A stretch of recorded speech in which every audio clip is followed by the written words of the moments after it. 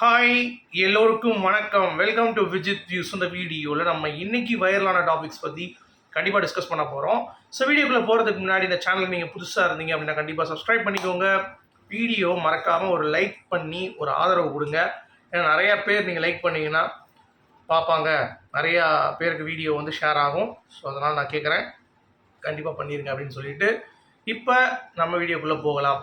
So இன்றைக்கி trending அப்படிங்கிறப்ப 3 topic வந்து பயங்கர வைரல். ஒன்று வந்து பார்த்திங்க அப்படின்னா, நம்ம மாதம்பட்டி ரங்கராஜ் அவர்களுடைய 2வது மனைவி ஜாய் கிறிசில்டா அவர்கள் கிட்டத்தட்ட ஒரு 2 பார்ட்டாக ஒரு வீடியோ வந்து பேசியிருக்காங்க இன்டர்வியூவில். அதில் நிறைய பிரேக்கிங்கான ஃபேக்ட்ஸ் பற்றி போட்டிருக்காங்க.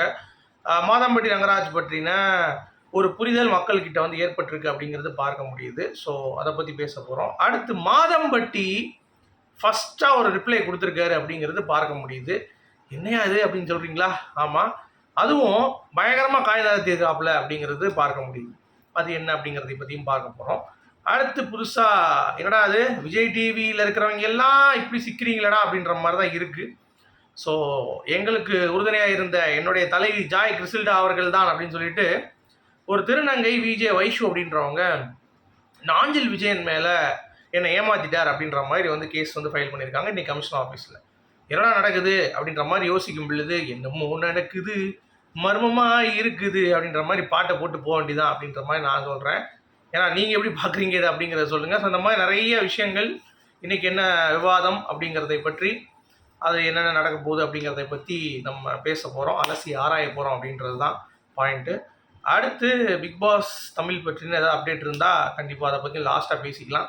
முதல்ல இந்த ட்ரெண்டிங் டாபிக்ஸ் பார்ப்போம். ஏன்னா இதுதான் வந்து ரொம்ப முக்கியமாக பேச வேண்டிய ஒரு விஷயம். இந்த பிக் பாஸ் கிடக்கட்டும், அதுக்கு முன்னாடியே ஒரு பிக் பாஸ் விஜய் டிவியில் வந்து பண்ணிகிட்டு இருக்காங்க அப்படிங்கிறது பார்க்க முடியுது அப்படிங்கிறது தான். ஓகே, ஸோ ஃபஸ்ட்டு வந்து பார்த்தீங்கன்னா மாதம்பட்டி ரங்கராஜ் அவர்கள் இது வரைக்கும் சைலண்ட்டாக இருக்கார். அவங்களுடைய முதல் மனைவி ஸ்ருதி ரங்கராஜ் அவர்களும் வந்து ரொம்ப சைலண்ட்டாக இருக்காங்க. இடையில 2வது மனைவி ஜாய் கிறிசில்டா அவர்கள் பயங்கரமாக வந்து பார்த்தீங்கன்னா போராட்டம் பண்ணுறேன் அப்படின்ற மாதிரி பண்ணிகிட்டு இருக்காங்க. என்ன ரீசன் பார்த்தீங்கன்னா, அவங்க வளர்கிற அந்த குழந்தை அப்பா வந்து ரங்கராஜ் தான் அப்படின்றத ரொம்ப தீர்க்கமாக இருக்காங்க. ஸோ ஜாய் கிறிசில்டா யார் அப்படிங்கிறத கொஞ்சம் அப்படியே நம்ம விசாரித்தோம் அப்படின்னா, கொஞ்சம் அப்படியே முன்னாடி போனோம் அப்படின்னா, நிறைய சினிமா இண்டஸ்ட்ரியில் அவங்க காஸ்டியூம்ஸ்லாம் ஒர்க் பண்ணியிருக்காங்க. அதில் நிறைய பேர் கூட அவங்க வந்து பழக்கம் ஏற்பட்டிருக்கு. அதில் ஜி பிரகாஷ் ஒருத்தர் இருக்கட்டும், இல்லை நிறைய பேர் கூட அவங்க வந்து ஸ்டில்ஸ் வந்து மெயின்டைன் பண்ணியிருக்காங்க. பட் இப்போ என்ன திடீர்னு மாதம்பட்டியோடைய குழந்தை அப்படின்ற மாதிரி யோசிக்கும் பொழுது, ஒருவேளை மணி ஓரியன்டாக இவங்க வந்து உள்ளே இறங்கி பண்ணுறாங்க அப்படின்ற மாதிரி இனிஷியல் தாட் வந்து நம்ம எல்லாத்துக்குமே இருந்துச்சு. ஆனால் அப்படி பண்ணல. இது வந்து அப்படி கிடையவே கிடையாது அப்படின்ற மாதிரி ஆணித்தனமாக சொல்கிறாங்க. ஏன்னா நான் வந்து எனக்கு மாதம்பட்டி ஒரு BMW வாங்கி கொடுத்தாரு, நான் தான் EMI கட்டிகிட்டு இருக்கேன் அப்படின்றாங்க. வாடகை வீடு வந்து வைக்காமல் லீஸில், சொந்த வீடு வந்து இல்லாமல் லீஸில் வந்து வச்சு கொடுத்துருக்காரு அப்படின்ற மாதிரி வந்து சொல்கிறாங்க. எனக்கான துணியை நான் தான் வந்து வாங்கிக்கிட்டேன், அவர் வந்து ஒரு பைசா கொடுத்தது இல்லைன்றாங்க.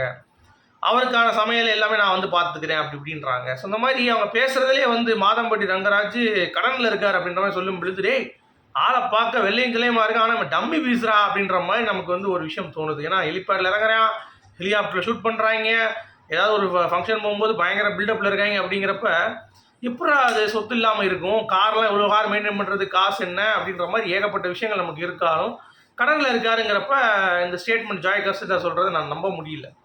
அதுதான் வந்து உண்மை. இன்னொன்று, நிறைய பேர் வந்து பார்த்திங்கன்னா இந்த ஜாய் கிறிசில்டாவையும் ஸ்ருதியை பற்றி தான் வந்து பேசுகிறாங்க. ஸ்ருதி ஏன் அமைதியாக இருக்காங்க, ஸ்ருதி ஏன் இன்னும் பொங்கி எழல, எதுக்கு பொங்கி எழணும், இப்போ பொங்கி எழுந்து என்ன ஆக போகுது. அட்வொகேட் வந்து அவங்க அப்படிங்கிறது தெரியும், அவங்க எப்படி லீல் பண்ணணும்னு சொல்லி அவங்களுக்கும் தெரியும். ஏன்னா அவங்க முதல் மனைவி அப்படிங்கிறப்ப she have every rights towards him அப்படிங்கிறதுல எந்த ஒரு மாற்று கருத்தும் இல்லை. ஸ்ருதி சைலண்டாக இருக்கிறதுக்கு ஒரு பிரச்சனையும் கிடையாது. ஆனால் மாதம்பட்டி சைலண்டாக இருக்கிறது நமக்கு இஷ்யூ தான். ஏன்னா இது வரைக்கும் வாயை திறக்கலை. குறைஷி வந்து பார்த்தீங்கன்னா லவ் யூ மிஸ் யூ அப்படின்னு சொல்லிட்டு ஒரு வீடியோ போட்டேன். அந்த வீடியோவுக்கு போய் இந்த மனுஷன் வந்து பார்த்தீங்கன்னா இன்னும் ரொமான்ஸ் பத்தலை அப்படின்றாப்புல. இதெல்லாம் பார்க்கும் பொழுது அந்த பொண்ணு அவ்வளோதான் கதறிட்டு இருக்கு. இவன் வந்து பார்த்தீங்கன்னா இங்கே உட்காந்து ரொமான்ஸ் இன்னும் பத்தலை, அது பண்ண, நீ ரொமான்ஸ் பண்ணுவேனே எனக்கு தெரியவே தெரியாது, ஆள் பார்க்குறதுக்கு கொஞ்சம் அம்மனா மூஞ்சி மாதிரி தான் இருக்கார் அப்படிங்கிறது தான் மாதம்பட்டி. பட் நீ ரொமான்ஸ் பண்ணுவேன்னு தெரியும், அது மட்டும் இல்லாமல் இப்படி ஒரு ரொமான்ஸ் பண்ணுவேன்னு எங்களுக்கு தெரியாது யாருக்கும் அப்படின்ற மாதிரி. ஏன்னா நிறைய ரிலேஷன்ஷிப்பில் அவர் இருந்திருக்காரு. அது எப்படி நம்ம வடிவேல் ஒரு கதை சொல்லுவார்ல, அந்த பூனை மணி கதை, இவருக்கு பின்னாடி இவங்க, அவருக்கு பின்னாடி அவர் அப்படின்ற மாதிரி அந்த பொண்ணு வந்து சொல்லிகிட்டு இருக்கும் ஒரு இதில் மாட்டும்போது. அவர் வந்து ஏட்டா இருப்பார்ல அந்த படத்தில். அதே மாதிரி ஸ்ருதி ரங்கராஜ்கிட்டேருந்து ஸ்ட்ரைட்டாக ஜாய் கிறிசில்டா கிட்ட வந்தார் நினச்சிட்டு இருக்கீங்களா? பின்ன எப்படி வந்தார் அப்படின்னு சொல்லி கேட்குறப்ப, ஸ்ருதி கிறிசில்டாலேருந்து வேற, அங்கேருந்து வேற, அதுக்கடுத்து தான் ஜாய் கிறிஸ்டல்டா அப்படின்றாங்க.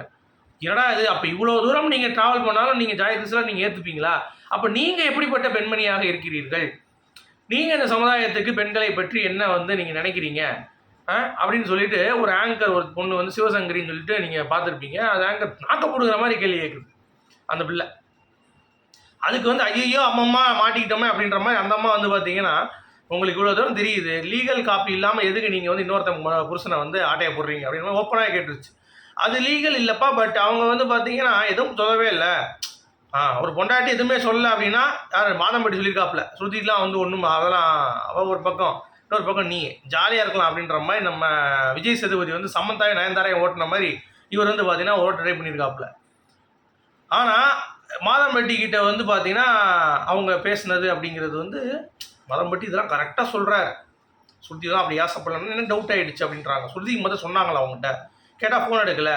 அதாவது அவங்க ஃபோன் பண்ணி கேட்கணுமா, ஜாய் கிறிஸ்டல்டா நான் தான் first wife, so I have the authority, you don't have to உள்ளே வராங்க, ஸோ டோன்ட் வந்து ஃபைங் into my husband life அப்படின்னு சொல்லணுமா எல்லா பொண்டாட்டியும் வந்து பார்த்தீங்கன்னா என் புருஷன் வந்து ஊர்மைவான் பல பேர்த்தில், அந்த பல பேர்கிட்டையும் வந்து பார்த்தீங்கன்னா ஃபோன் பண்ணி இனிமேல் வந்து hi this is first wife, so please I ஆம் கரண்ட்லி ஆன் ஸ்மூத் ப்ராசஸ் அப்படின்னு சொல்லிட்டு இருப்பாங்களா?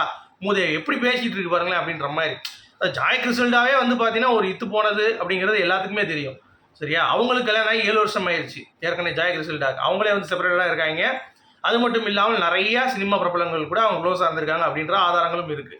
ஸோ அப்படி இருக்கும் பொழுது இவங்களுக்கு ஈக்குவலான ஒரு ஆள்னா மாதம்பட்டி ரங்கராஜ் அப்படிங்கிறது எந்த ஒரு மாற்று கருத்தும் இல்லை. நான் மாதம்பட்டி ரங்கராஜ் இங்கே சும்பு தூக்க வரல, அவன் அதுக்கு மேலே அப்படிங்கிறதுல எந்த ஒரு மாற்று கருத்தும் இல்லை. ஆனால் ஸ்ருதி ரங்கராஜ் ஏன்டா நீங்கள் இழுக்கிறீங்க?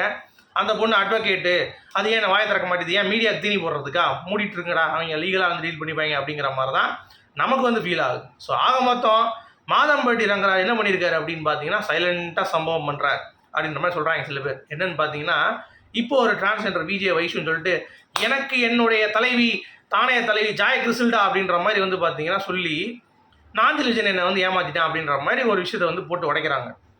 அதாவது திருநங்கைங்கிறது பிடிக்காமல் போயிடுச்சு அவருக்கு வாழ்வு தந்த நான் வந்து அவருக்கு அந்த டைமில் வந்து பார்த்தீங்கன்னா ரொம்ப சப்போர்ட்டாக இருந்தேன். அப்படி கல்யாணம் ஆன பிறகு கூட பேசினார், குழந்தை பிறந்தவனே பேசினார், அது கொஞ்சம் வளர்ந்தவனே என்கிட்ட பேச மாட்டார், கேட்டால் திருநங்கைன்றாரு, என்கிட்ட ஒரு 3 லட்ச ரூபா பணத்தை வேறு வந்து வாங்கியிருக்காரு அப்படின்ற மாதிரிலாம் வந்து குற்றச்சாட்டு. என்னடா இது, சுப்ரீம் கோர்ட்லேயே வந்து பார்த்தீங்கன்னா லீகல் வந்து அஃபேர் லீகலு அப்படின்ற மாதிரி கொண்டு வந்துட்டாங்க. ஸோ அப்படி இருக்கும் பொழுது நீங்கள் எந்த இதில் வந்து கமிஷனர் வந்து பேஸ் பண்ணி நீங்கள் வந்து இதை கம்ப்ளைண்ட் பண்ணுறீங்க அப்படிங்கிறது தெரில. அது மட்டும் இல்லாமல் சுப்ரீம் கோர்ட்டும் வந்து பார்த்தீங்கன்னா நீங்கள் வந்து பிரேக் பண்ணி ஒரு கல்யாணத்தை இன்னொரு கல்யாணம் தான் நீங்கள் வந்து பண்ணுறதுக்கு லீகல் இது வேணும், மேரேஜ் வந்து நீங்கள் தடை பண்ணி டைவர்ஸ் வாங்கிக்கணும். ஆனால் அஃபேர் செய்து தேவையில்லை, யூ கேன் ஹாவ் மல்டிபிள் அஃபேருங்கிறது சுப்ரீம் கோர்ட் தீர்ப்பு. அப்படிங்கிறப்ப நீங்கள் ஒன்றும் பண்ண முடியாது, எது கம்ப்ளைண்ட் பண்ணிட்டுருக்கீங்க அப்படிங்கிறது ஒரு பக்கம் இருந்தாலும் மாதம்பட்டி இந்த விஷயத்தை கொஞ்சம் திசை திருப்புறதுக்கு நம்ம மேலேயே வந்து அடிச்சிட்டு இருக்காங்களே, அதை கொஞ்சம் திசை திருப்போம் அப்படின்றதுக்காக நாஞ்சிலிஜனை கோர்த்து விட்டார் அப்படின்ற மாதிரிலாம் வந்து தகவல்கள் வந்து வெளியே வருது. ஆனால் மாதம்பட்டி கொடுத்த ஒரு விஷயம் என்ன தெரியுமா? சைலண்ட்டாக மூவ் பண்ணுறது என்னென்னா, அவர் வந்து பொண்டாட்டி வக்கீல். ஸோ அப்படி இருக்கும்போது இவர் எப்படி ஆஃப் பண்ணுறதுங்கிறது அவங்களுக்கு தெரியும். ஸோ முதல் ரிப்ளை அப்படிங்கிறது மான நஷ்ட வழக்கு தான். நீ எப்படி நான் பண்ணலாம்? அது மட்டும் இல்லாமல் இது என் குழந்தை இல்லை அப்படிங்கிறதுக்கு ஏகப்பட்ட ஆதாரங்கள் மாதம்பட்டி சைட்லேருந்து சமர்ப்பணம் பண்ணுமா, இல்லை உண்மையிலேயே இவங்க வந்து அஃபேரில் இருந்தாங்களா அப்படின்ற ஏகப்பட்ட விஷயங்கள் மாதம்பட்டி அவர்கள் வாய் திறக்காத வரைக்கும் ஒன்றுமே பண்ண முடியாது. சரியா? இதில் வந்து ஸ்ருதி ரங்கராஜ் இழுக்கிறத விட்டுட்டு தவறு செய்தவர் 2 பேர், ஒன்று ஜாய் கிறிஸ்டல்டா, இன்னொன்று மாதம்பட்டி. சரியா? அதுவும் ஜாய் கிறிஸ்டல்டாலாம் வந்து பார்த்தீங்கன்னா ஸ்ருதி அவங்க வாழ்க்கையில் இருந்தான்னு சொல்லி அடுத்தவங்க முன்னாடி ஆட்டையை போடுற அப்படின்னா நீ எவ்வளோ கீழ்த்தரமாக இருப்ப அப்படிங்கிறத நீங்கள் புரிந்து கொள்ள வேண்டும்.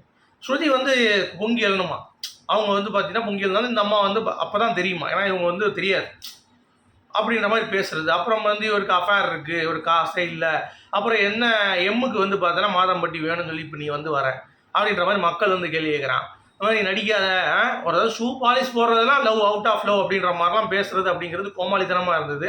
அவர் நிறைய அஃபேர் வந்து புருஷன் வச்சுருக்காரு அப்படின்ற மாதிரி ஓப்பனாக வந்து சொல்கிறது. இன்னொரு பக்கம் வந்து பார்த்தீங்கன்னா அவர் காசே இல்லை, கடனாளியாக இருக்காரு அப்படின்ற மாதிரி சொல்கிறது. இந்த மாதிரி ஏகப்பட்ட அக்யூசேஷன் அவர் மேலே வைக்கிறது. எனக்கு தெரிஞ்சு ஜாய் கிறிஸ்டல்டா க்ளீனாக வந்து பார்த்தீங்கன்னா எல்லா செலிப்ரிட்டிஸும் எல்லாத்தையும் பார்த்தாங்க, துட்டு இல்லை எவன் டீமே, மாதம்பட்டி புளியங்கொம்பு அடித்து அவனை வந்து பார்த்தீங்கன்னா சொம்படிச்சு நம்ம வந்து கரெக்ட் பண்ணி பிடிச்சி தூக்கிடலான்னு பார்க்குறான். ஆனால் ஆண்டவன் போட்ட கணக்கு என்ன பார்த்தீங்களா, மாதம்பட்டி வந்து உள்ளே வந்து இவர்கிட்ட சிக்கி கடைசி எல்லாம் எச்சரிச்சுட்டு எப்போ வேணாம்பான்ற மாதிரி சொல்லிட்டாங்க போல தெரியுது. மாதம்பட்டி ஏதோ ஒரு பிளான் பண்ணிகிட்டு இருக்காப்புல. ஆனால் அவர் பண்ண தவறை மறைக்க முடியாது, அதற்கான தண்டனை அவர் அனுபவித்துதான் ஆக வேண்டும். ஆனால் இவங்க 2 பேருக்காகவும் ஒரு விஷயம் இருக்குது. இந்த குழந்தைன்னு ஒன்று வருது பார்த்தீங்களா, அது என்னடா பாவம் பண்ணுச்சு அப்படின்ற மாதிரி தான் நமக்கு வந்து ஃபீல் ஆகுது. ஸோ நீங்கள் இதெல்லாம் எப்படி பார்க்குறீங்க அப்படிங்கிறத கமெண்ட் சொல்லுங்கள். என்னை பொறுத்த வரைக்கும் மாதம்பட்டி ரங்கராஜ் வந்து இவங்களுடைய வாயை அடக்க வேண்டும் அப்படிங்கிறது தான் அவருடைய பாயிண்ட்ஸில். அவர் பாயிண்ட்ஸ் இல்லைன்னா அவர் அடங்கி தான் போகணும் அப்படிங்கிறது தான் என்னுடைய பாயிண்ட் ஆஃப் வியூ. சரியா? ஆனால் இங்கே பிரச்சனை மாதம்பட்டிக்கும் சாய் கிறிஸ்டாவுக்கு மட்டும்தான் தவிர ஸ்ருதி ரங்கராஜை இங்கே இழுக்கிற வேலையை தயவு செய்து வச்சுக்காதீங்க அப்படிங்கிறது. அவங்க அமைதியாக இருக்கிறதுனால அவங்க வந்து ரியாக்ட் பண்ண மாட்டாங்க, அவங்களுக்கு வந்து ஹர்ட் பண்ணல, மனது வந்து இல்லை அப்படின்ற மாதிரிலாம் நினைக்காதீங்க. அவங்களுக்கும் மனசு இருக்குது அப்படிங்கிறதை புரிந்து கொண்டு நீங்கள் செயல்படுங்கள் அப்படிங்கிறது தான் என்னுடைய பாயிண்ட் ஆஃப் வியூ. அதே மாதிரி இந்த டிரான்ஸ்ஜெண்டர் ஒரு விஷயம் வந்து கிளப்பிட்டு இருக்காங்களா நாஞ்சில் விஜயன் மேலே, இது என்ன அப்படிங்கிறது தெரில. இதெல்லாம் வந்து பார்த்தீங்கன்னா அப்போ எப்படிலாம் இந்த சமூகத்தில் ஆம்பளைங்க பெண்கள் வந்து என்ன சொல்கிறது வெறுக்கப்பட்டு இன்னொருத்தவங்க கிட்ட போகிறாங்களா, இல்லை பெண்களை வந்து உதாசீனப்படுத்துகிறாங்களா, மரியாதை கொடுக்க மாட்டாங்களா, அப்படின்னாலும் ஒருத்தனுக்கு ஒருத்தி அப்படின்ற அந்த கான்செப்டே வந்து இப்போ இல்லாமல் போயிடுச்சு அப்படிங்கிறது. ஸோ அதெல்லாம் நார்மலைஸ் பண்ணுறாங்களா மக்கள் கிட்ட அப்படிங்கிறது நம்ம வந்து பார்க்க வேண்டியிருக்கு. ஸோ பார்ப்போம் உங்களுடைய கருத்துக்கள். ஆனால் இப்போ பிக் பாஸ் 9 ஆரம்பிக்க போதான், அதுக்கு முன்னாடியே இந்த பிக் பாஸ் வந்து ஆரம்பிச்சிருச்சு அப்படிங்கிறது தான். டெய்லி வந்து இன்டர்வியூ கொடுத்து ஒருத்தன் ஃபயர் பண்ணிட்டு இருக்கேன் அப்படிங்கிறது பார்க்க முடியுது. ஸோ உங்களுடைய கருத்துக்கள் மீண்டும் சந்திப்போம்.